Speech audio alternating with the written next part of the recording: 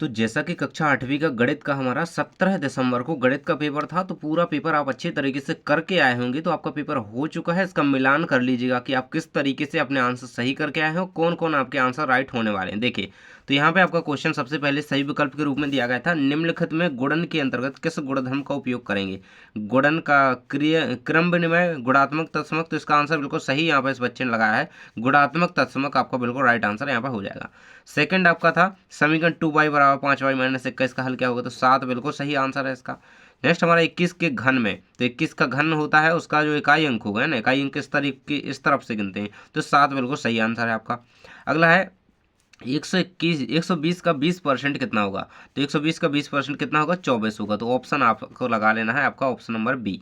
अगला क्वेश्चन आ जाता है आपका 3 सेंटीमीटर लंबाई वाले घन का, देखिए घन का पूछा गया, तो 54 सेंटीमीटर बिल्कुल राइट आंसर है ना। तो इस तरीके से इनके आंसर जिसने भी ऐसे लगाए हैं उसके बिल्कुल सही है। और अंग्रेजी विषय की तैयारी करनी है तो मैंने मॉडल पेपर डाल दिया है, उसको जाकर के देखो, उसमें से काफ़ी सारे उस टाइप के क्वेश्चन आपको देखने को मिलेंगे। देखिए आगे आपके रिक्त स्थान आ जाते हैं 6 से 10 तक। पहला क्वेश्चन था आपका 6वें नंबर का, परिमेय संख्याओं के खालिस्तान लिए शून्य तक एक तत्समक है। तो क्या परिमेय संख्याओं के जीरो यानी कि शून्य के लिए शून्य एक तत्समक है, क्या है इसका आंसर, क्या है आपका शून्य, है ना।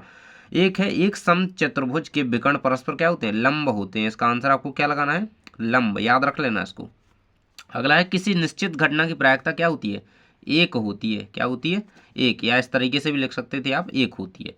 अगला है आपका जीएसटी, यह कर माल की आपूर्ति या सेवा पर वस्तु पर लगाया जाता है, क्या, देखिए सही लिखा है इसका, यहाँ पे देखिए वस्तु, इस तरीके से आपको लिख देना, इसका वस्तु पर लगाया जाता है ना।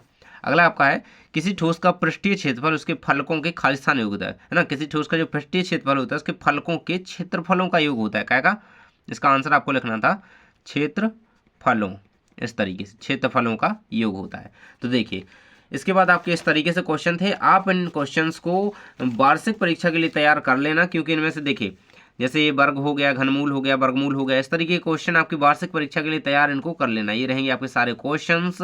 देखिए मैंने जो क्वेश्चन कंप्लीट करवाए थे उस टाइप के काफ़ी सारे क्वेश्चन आपके कवर हुए हैं। तो देखिए इसी प्रकार से आपको अंग्रेजी की तैयारी करनी है तो जाकर के वीडियो देख लो, मैंने वीडियो डाल दिया है, ये आपका मॉडल प्रश्न पत्र आपको उसका इंग्लिश का देख लेना है ना। तो ऑल द बेस्ट।